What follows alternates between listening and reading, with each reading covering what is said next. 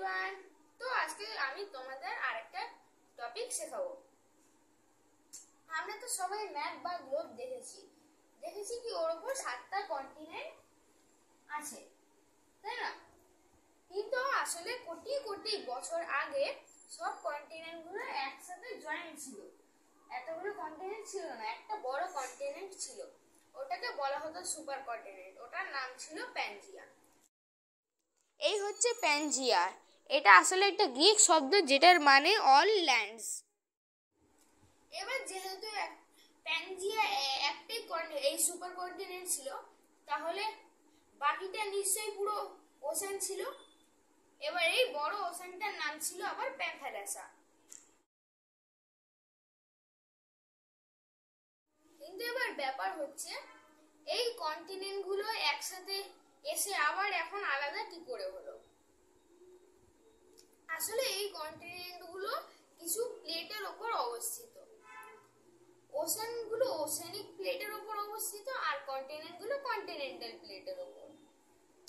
আমরা পৃথিবীর বাইরের দিকে থাকি, যেই লেয়ারটার নাম হচ্ছে ক্রাস্ট। এর ভেতরে ম্যান্টেল আছে, ম্যান্টেল বলে একটা লেয়ার আছে। ওইখানে সব মেটাল সবকিছু একদম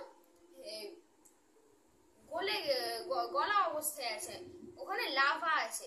এবার ওই লাভার উপর প্লেটগুলো এইভাবে ভেসে বেড়ায়, যেরকম এই জলের উপর কাগজগুলো ভেসে বেড়াচ্ছে, এরকম এইভাবে ওই প্লেটগুলো লাভার উপর ভেসে বেড়ায়। আর কিন্তু এটা খুব স্লো ভাবে। আর এই প্লেটের উপরেই তো কন্টিনেন্ট বা ওশেন গুলো থাকে, তাহলে ওইগুলো মুভ করে। এই লাভার উপর ভেসে ভেসে আস্তে আস্তে করে কন্টিনেন্ট গুলো মুভ করে। আর এটা খুবই আস্তে বলে এত কোটি কোটি বছর লাগে সেটা হতে। এবার 170 থেকে 195 মিলিয়ন ইয়ার্স আগে, মানে অনেক অ্যামাউন্ট অফ ইয়ার, শত বছর আগে প্যানজিয়াটা এবার ব্রেক হতে শুরু করে দিয়েছিল। আবার প্রথমে দুটো পার্টে ভাগ হয়েছিল, যেটার নাম হচ্ছে লরেন্সিয়া আর গন্ডওয়ানা। লরেন্সিয়ার মধ্যে এখনকার নর্থ আমেরিকা আর ইউরেশিয়া ছিল। নামটা থেকে নিশ্চয়ই বোঝা যাচ্ছে কি ইউরেশিয়ার মধ্যে ছিল ইউরোপ আর এশিয়া। এশিয়াতে ইন্ডিয়া ছাড়া বাকি পুরো পার্টটাই ছিল। ইন্ডিয়াতে ছিল গন্ডওয়ানা ল্যান্ডে বা গন্ডওয়ানাতে। আর ছিল হচ্ছে সাউথ আমেরিকা, আফ্রিকা, অস্ট্রেলিয়া আর অ্যান্টার্কটিকা, এইগুলো গন্ডওয়ানাতে। এবার প্যানজিয়াটা তো ছিল লক্ষ লক্ষ বছর আগে।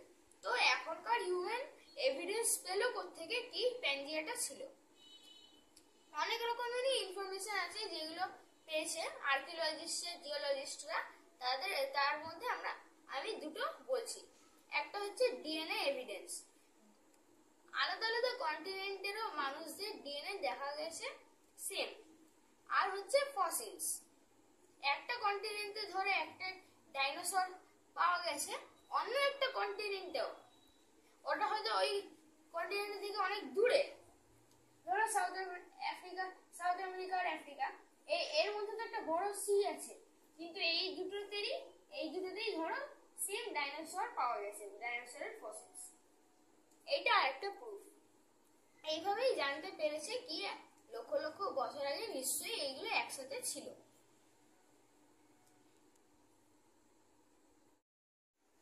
লক্ষ লক্ষ বছর আগে যদি সব কন্টিনেন্ট গুলো আস্তে আস্তে মানে একসাথে ছিল, তার মানে আরো লক্ষ লক্ষ বছর পর নিশ্চয়ই এইগুলো আবার আসতেই পারে একসাথে। কারণ কি, যেরকম বললাম, এগুলো প্লেটের ওপর ভাসছে। পরের ভিডিও নিয়ে আবার নেক্সট সপ্তাহে আসছি। টাটা।